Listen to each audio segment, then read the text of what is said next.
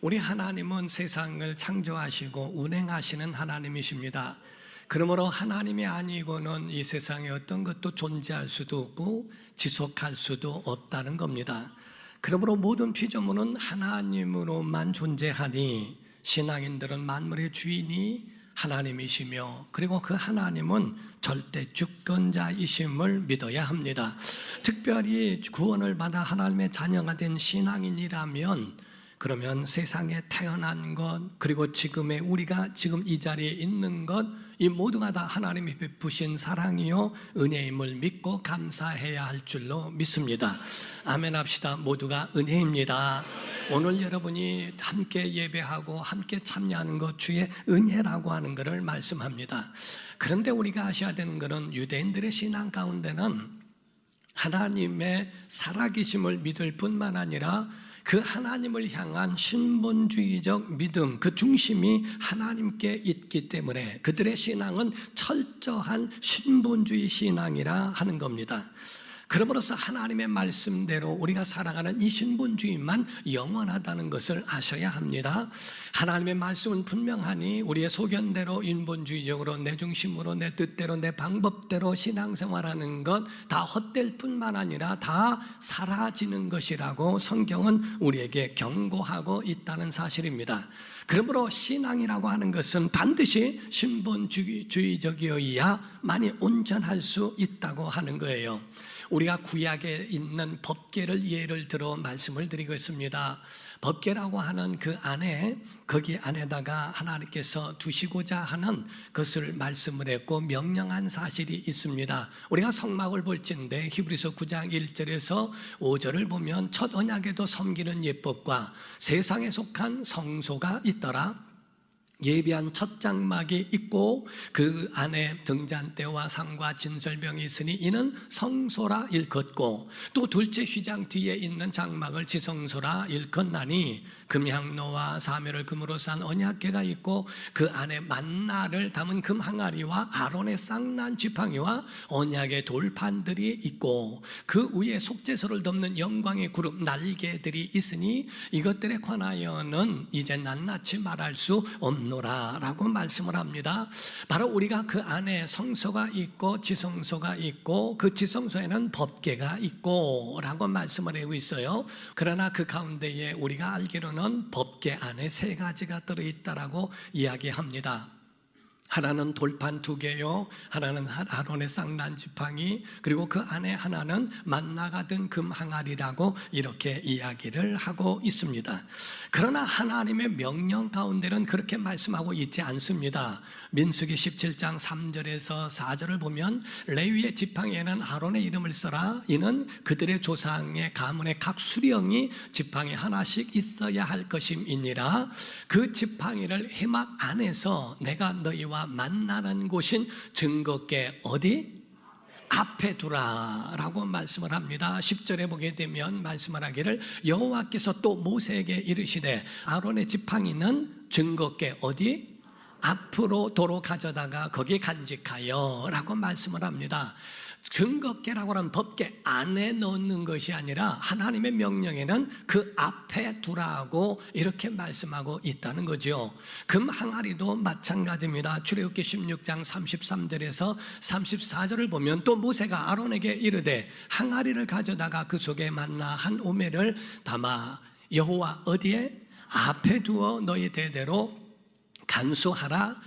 아론이 여호와께서 모세에게 명령하신 대로 그것을 증거판 어디? 앞에 두어 간수하게 하였다라고 말씀을 합니다. 이것은 바로 자기가 모세에 의하여 하나님이 말씀하셨지만은 그러나 자기의 소견에 가지고 있는 대로 안에다 넣고 하는 것을 명령대로 하지 않았다는 거죠. 그러므로서 솔로몬이 성전을 짓고 난 다음에 법궤를 열어봤을 때에는 열왕기상 8장 9절에 보게 되면 그 궤 안에는 두 돌판 외에 아무것도 뭐예요? 크게 하세요. 뭐예요? 없으니 이것은 이스라엘 자손이 애굽 땅에서 나온 후 여호와께서 저희와 언약을 맺으실 때에 모세가 호렙에서 그 안에 넣은 거라고 말씀을 합니다. 그래서 그 안에는 아무것도 없다. 지금 많은 사람들이 인본주의적으로 내 뜻대로 신앙생활합니다. 하나님의 명령과는 관계없이 내가 좋으면, 내가 행복하면, 내가 원하는 대로, 내가 이해되는 대로 나와 마음이 맞으면 그것을 행하죠. 다 사라지고 없어진다는 거예요. 그거를 성경은 우리에게 경고하고 있다는 겁니다. 바로 하나님의 명령하신 것이 아닌데 소견에 옳은 대로 행하는 것, 자기는 즐거울지 몰라도 하나님은 기억하지 아니하시고 다 사라지게 돼버리더라 하는 겁니다. 우리가 본문은 사사기를 배경으로 하고 있는 말씀입니다. 우리가 아시다시피 사사기라고 하는 것은 사사기 사이클이라는 게 있어요.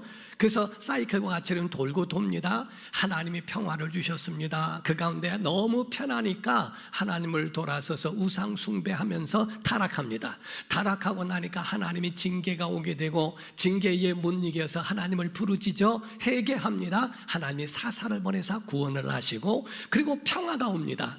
그랬더니 또 조금 지나면은 또 타락하게 됩니다. 자기 멋대로 살죠. 그러고 났더니 또 나중에는 하나님의 징계가 오고, 징계가 온 다음에 너무 힘들으니까 기도하고 하나님께 부르짖어 회개하니까 하나님이 또 다시 구원을 베푸시고 또 평화하고, 이것이 계속 돌고 돌아 반복되어지는 것을 사사기 사이클이라고 표현하고 있습니다. 왜 사사기 사이클과 같처럼 반복되어 가는가? 인본주의적이라 그렇다는 거예요.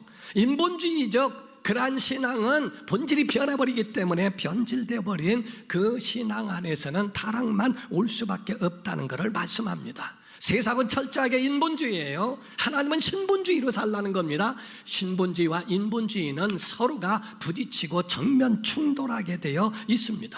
세상에 있는 경제, 정치, 문화, 이 모든 것들이 전부가 인본주의라는 걸 아십니까? 그들의 모든 상한선은 사람에서 끝납니다. 그 이상이 없어요. 우리가 물론 이 땅에 살아가면서 인간에 대한 기본과 인권이나 이런 것들을 무시하고 가는 것, 이런 모든 것들을 볼 때는 하나님이 그건 원치 않습니다. 맞습니다. 그거를 하나님이 원하시는 건 아닙니다. 그러나 하나님은 사람을 뛰어넘기를 원하시고 사람의 그 넘어 하나님의 명령대로 살기를 원하시는 건데, 바로 인본주의는 사람까지만 가기 때문에 사람이 하나님과 동등돼 버리고 있는 자체가 이와 같이 인본주의로 보는 겁니다. 우리가 옛날에 우리가 전승에 의하면은 예루살렘에서 여리고로 내려가는 거는 동굴이 많다는 거예요.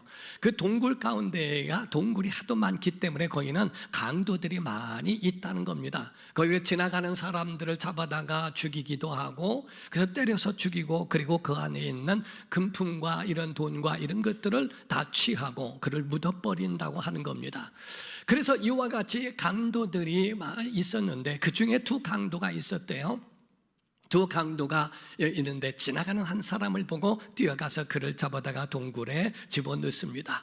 그리고 그에게 대해서 죽이고 금은품을 뺏으려고 하는데 한 사람이 또 지나가는 거예요. 야, 오늘은 두 탕이다 해가지고 기분이 좋아서 그래서 입에다가 자갈을 물립니다. 웬 소리치면 도망가거나 저 밖에 있는 사람이 도망가거나 또한 도와줄 수 있기 때문에 입에다가 자갈을 물리고 또 온 다리와 팔을 묶고 난 다음에 그 한 사람을 찾으러 나갑니다. 그때에 묶여 있는데 보니까 술독이 있는데 그 술독에 독사가 갑자기 오더니 거기다가 독을 품고 난 다음에 사라지는 거예요. 그거를 잡혀온 사람이 보았습니다. 또 두 강도로 나가서 한 사람을 또 잡아다가 데려와서 두 사람이 되게 하죠. 야, 오늘은 기분 좋으니까 술 한잔 마시고 난 다음에 이들을 죽이고 금은품을 뺏고 이들을 갖다 묻자라고 이야기하면서 술을 마시고 난 다음에 두 사람의 강도가 죽습니다. 두 강도가 죽은 다음에 이 두 사람이 잡혀있던 사람이 풀리게 됐고 서로가 풀어주면서 거기서 고백을 합니다. 야, 5분 전에는 우리도 죽을 수밖에 없는 흙덩어리가 될 수 있는데, 그런데 바로 그 가운데에 정말 이렇게 내가 살 수 있다는 자체는 하나님의 은혜이다. 그렇기 때문에 여기를 떠나지 말고 이 안에서 그냥 여기서 살자라고 이야기하면서 생긴 최초의 수도원이 바로 거기라고 이야기를 합니다. 그래서 그 사람들은 하나님의 은혜라고 하는 것, 왜냐하면 덤으로 사는 인생이라고 표현했다는 거죠. 그래서 신분주의 신앙의 가장 첫 번째 출발은 하나님의 은혜로 시작하는 겁니다. 그래서 여러분과 저희의 모든 시작이 우리가 그 가운데 사람을 무시할 것도 아니고 교만할 것도 아닙니다. 우리가 천년 만년 살아가는 게 아닙니다. 그 모든 아득한 순간에도 우리를 건져주시고 살려주신 것, 덤으로 사는 인생이니까 하나님이 우리에게 주신 그것을 절대 주권을 인정하고 그리고 하나님의 뜻대로 살아가려고 하는 믿음의 고백이 있는 시간 되기를 주님으로 축원합니다. 우리가 세대 가운데 보게 되면 1세대, 2세대, 3세대로 이스라엘이 출애굽할 당시에 그들을 3세대로 나누게 됩니다. 그 가운데 1세대라고 하는 것은 애굽의 입애굽되죠. 요셉으로 말미암아 요셉이 애굽으로 팔려가면서 세워졌고 모든 민족을 데리고 왔던 입애굽이 되어집니다. 그때로부터 모세에 의하여 출애굽을 할 때까지가 1세대입니다. 그래서 애굽 안에 돌아왔던 사람들이 거기서 400년에서 430년을 있으면서 살아온 사람들을 1세대요. 또 2세대라고 하는 것은 애굽에서 탈출하여 출애굽한 다음부터 가나안 땅을 분배받고 거기서 평생 하나님의 은혜로 살다가 세상을 떠난 사람들을 2세대라고 합니다. 3세대는 그 후에 하나님을 모르고 하나님의 그 큰 역사와 그 행하신 일을 모르고 살아가는 세대를 3세대라고 표현하고 있습니다. 하나님과 연결되어 있을 때는 다음 세대요, 하나님과 끊어진 세대를 다른 세대라고 말합니다. 사사기 2장 10절입니다. 시작. 그 세대의 사람도 다 그 조상들에게로 돌아갔고 그 후에 일어난 다른 세대는 여호와를 알지 못하며 여호와께서 이스라엘을 위하여 행하신 일도 알지 못하였더라. 아멘. 이 가운데에 뭐랍니까? 다른 세대, 하나님을 몰라요. 하나님이 행하신 그 역사를 모르고 있다는 겁니다. 그런 다른 세대예요. 오늘날 부모가 자녀들에게 하나님을 일러주지 않고 하나님의 이루신 그 역사를, 그래서 신명기에 말씀하신 것처럼 자손들에게 강론하라, 가르쳐라, 누웠을 때든지 일어났을 때든지 길을 걸어 가르쳐라 하는 말씀들이 그들이 체험하지 못하고 알지 못하면 하나님의 체험으로 그들이 알게 하실 수도 있기 때문에 그렇습니다. 그러한 어려움을 당해봐야 이렇구나, 회개해봐야 하나님의 은혜로구나 라고 하는 것을 그렇게 몸으로 체험할 수밖에 없게 된다는 거죠. 이런 가운데에, 이 3세대 가운데에 그때에 마노아라고 하는 가정, 그 가정을 하나님이 선택하셨다 하는 겁니다. 사랑하는 성도 여러분, 그 가정을 선택한 거 사사기 13장 1절에서 2절입니다. 이스라엘 자손이 다시 여호와의 목전에 악을 행하였으므로 여호와께서 그들을 40년 동안 블레셋 사람의 손에 넘겨주시니라. 소라 땅의 단지파의 가족 중에 마노아라 이름하는 자가 있더라. 그의 아내가 임신하지 못함으로 출산하지 못하더니, 이렇게 말씀하죠. 소라 땅의 단지파의 가족 중에 마노아라 하는 이름하는 자가 있었다라고 말씀하고 있습니다. 40년 동안의 고통 가운데 있는 그 중에도 마노아라고 하는 사람의 그 가정이 있었어요. 그 은혜를 입었습니다. 자, 우리가 한 가지 더 이해해야 될 것이 있습니다. 성경 안에는 아버지 어머니 없이 태어난 그러한 사람이 있습니다. 아담과 하와입니다. 그러나 아담과 하와의 정식적인 그러한 아주 하나님의 창조의 법칙에 의하여 태어난 아들이 있습니다. 가인입니다.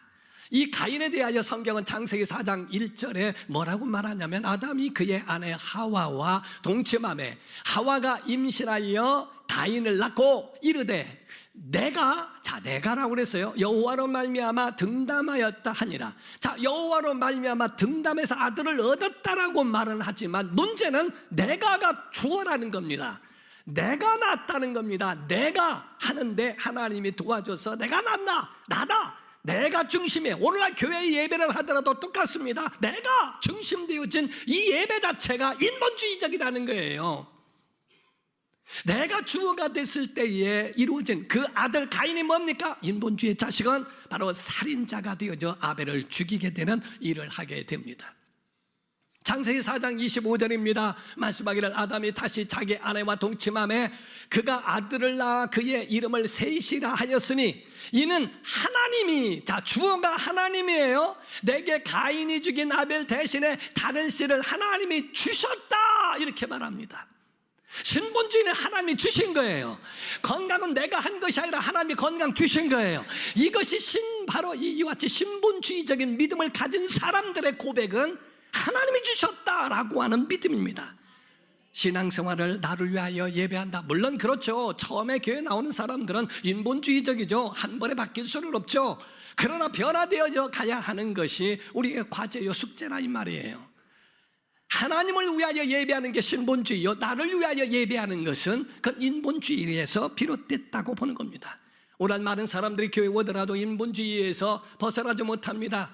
그거에 대한 구분도 할 줄 몰라요. 정리가 되지 않습니다. 내가 지금 예배하는 것이 인본주의에 의한 것인지 아니면 신본주의에 의한 것인지조차도 모르고 있다는 겁니다. 왜 마노아의 가정이 신본주의일까? 우리 다시 한번 봅니다. 사사기 13장 2절입니다. 소라 땅에 단지파의 가족 중에 마노아라 이름하는 자가 있더라. 그의 아내가 뭐하지 못해요? 임신하지 못함으로 뭐하지 못해요? 출산하지 못했다, 이렇게 말씀을 했어요. 임신도 못하고 출산도 못하는 여인이 되었더라 하는 겁니다. 3절에서부터 5절을 봅니다. 여호와의 사자가 그 여인에게 나타나서 그에게 이르되 보라, 내가 본래 임신하지 못함으로 출산하지 못하였으나 이제 임신하여 아들을 낳으리니 그러므로 너는 삼가 포도주와 독주를 마시지 말며 어떤 부정한 것도 먹지 말지니라. 보라, 내가 임신하여 아들을 낳으리니 그의 머리 위에 삭도를 대지 말라. 삼손입니다. 그 이 아이는 태에서 나옴으로부터 하나님께 바쳐진 나실인이 됨이라. 그가 블레셋 사람의 손에서 이스라엘을 구원하기 시작하리라 하시니 라고 말씀을 하고 있어요. 하나님의 사자가 나타나서 너 임신할 거야. 그리고 그에게는 이렇게 해서 이거 하지마, 포도주와 독주는 마시지 마, 머리에 삭도를 대지 마 라고 하는 금기사항을 말하며 그에 대하여 나실인이라고 이렇게 이야기를 해줍니다. 여기서 마노아와 그의 아내는 철저하게 그 가운데에 하나님의 말씀을 받아들이고 순종하게 되죠. 그런데 다 그럴까? 아닙니다. 사사기에는 13명의 사사가 나옵니다. 13명의 사사를 보게 될 때 여러분이 잘 아시는 기드온이 나오죠. 기드온의 300용사 좋은 점만 이야기합니다. 그런데 기드온이 어떤 삶이었는지 아십니까? 기드온은 아내가 많았다. 얼마인지는 모르겠어요. 아내가 많았는데 아들만 70명이요. 지금 여러분들이 살아오면서 70명 아들을 둔 사람을 본 일이 있습니까? 사사시대 때에 70명의 아들을 두었고요. 그 가운데 처백에서 아들을 낳는데 그 이름이 아비멜렉이라고 하는 말을 합니다. 사사기 8장 30절 31절입니다. 기드온이 아내가 많음으로 그 위에 몸에서 낳은 아들이 70명이었고 딸까지 합하면 100명이 넘어요. 세겜에 있는 그의 첩도 아들을 낳았으므로 그 이름을 아비멜렉이라 하였더라. 이 아비멜렉이 그 가운데 70명을 다 죽입니다. 자기 형제를 한꺼번에 모아놓고 싹 죽여버려요. 인본주의를 인간같이 하는 그런 삶으로 싹 한 번에 죽이고 자기가 왕이라고 올라가는 그런 아주 악한 자가 되어버립니다. 우리가 사사기 12장 8절에서 9절을 보게 되면 그 뒤를 이어 베들레헴의 입산이라고 하는 사사가 있어요. 이스라엘의 사사가 되었더라. 그가 아들 30명과 딸 60명이에요. 그 딸들을 밖으로 시집 보냈고 아들들을 위하여는 밖에서 여자 30명을 데려왔더라. 그가 이스라엘의 사사가 된 지 7년이라 7년 동안 있는데 30명, 60명의 그런 아들과 딸을 만들어 놓습니다. 입산도 그렇죠. 압돈이란 사람은 아들만 40명이요. 사사가 다 그 모양이에요. 여러분, 연예인 하나만 뜨면은요 닮아가려고 하는 사람들이 얼마나 많은지 몰라요. 그런 사람같이 되고 싶어서 별의 별 아주 온갖 잡다한 것들을 다 합니다. 하물며 영웅이라고 떠있는 사사들이 그 모양인데 그 밑에 있는 사람들은 힘만 있고 가질 수 있는 그런 여건만 되면 얼마든지 하는 난잡한 자들이 돼버린 그 사사시대, 자기 소견에 오르면 다 할 수 있는 그런 시대가 돼버렸다고 성경은 말씀하고 있어요. 그런 시대 가운데에 마노아라고 하는 사람과 아내가 있는데 이들이 무엇이 그들과 구별되어 있느냐 하는 겁니다. 아까 말씀드린 것처럼 임신도 못하고 출산도 못했습니다. 아내가. 마노아는 처벌들이지 않습니다. 아내는 그에 대한 고백을 하는 그 믿음이 하나님의 그 믿음, 자기는 임신도 못하고 출산도 못하는데 천사가 나타나서 임신하고 출산한다니까 깜짝 놀랍니다. 자기가 아이를 낳았을 때 이는 내가 낳은 아들이 아니라 하나님의 자녀라고 하는 것을 고백할 수밖에 없는 거예요. 하와가 내가 낳았습니다 이렇게 말하는 것이 통상적으로 그냥 나니까 그렇게 말할 수 있죠. 그러나 임신도 못하고 출산도 못하는데 하나님 주신 이건 하나님의 사람이라고 하는 것을 고백할 수밖에 없더라 하는 거죠. 그리고 한 가지 또 있어요. 사사기 13장 6절에서 7절입니다. 이에 그 여인이 가서 그의 남편에게 말하여 이르되 하나님의 사람이 내게 오셨는데 그의 모습이 하나님의 사자의 용모 같아서 심히 두려움으로 어디서부터 왔는지를 내가 묻지 못하였고 그도 자기 이름을 내게 이르지 아니하였으며 그가 내게 이르기를 보라 내가 임신하여 아들을 낳으리니 이제 포도주와 독주를 마시지 말며 어떤 부정한 것도 먹지 말라 이 아이는 태에서부터 그가 죽는 날까지 하나님께 바쳐진 나실인이라 됨이라 하더이다 하니라 라고 그랬어요. 여기서 나실인이라는 말이 나옵니다. 그건 출애굽기 당시에 하나님이 법을 만들 때 나실인을 말씀했어요. 포도주와 독주를 마시지 못하게 머리에 삭도를 대지 않는 것을 나실인이라고 그랬고 그에 대한 나실인의 법이 있는데 지금까지 사사시대까지 올 동안에 나실인이 한 명도 없었다 이 말이에요. 시내산에부터 시작해서 마노아까지가 약 400년이 걸렸습니다. 그 400년 동안에 있었던 그 세월 동안에 나실인이 하나도 없는데 그 가운데 천사가 말하기를 그는 나실인이다 하니까 예 알았습니다. 그 말을 알아듣더라는 거예요. 하나님은 하나님과 소통이 되지 않는 자는 쓰지 않습니다. 하나님과 소통하려면 하나님을 알아야죠. 하나님의 말씀하시는 것이 무엇인지를 알아야죠. 그게 바로 성경이에요. 그런데 이 마노아와 그의 아내는 나실인이 뭔지를 알았다 이 말이에요. 그래서 그가 나실이다 알았습니다. 그래서 나실이라고 말하는데 우리가 어떡하죠? 라고 남편에게 말했더니 남편이 그 가운데에 뛰어나와서 바로 그 하나님의 사람 천사를 만나게 됩니다. 그 가운데 두 가지 질문한 것이 그의 믿음의 고백이에요.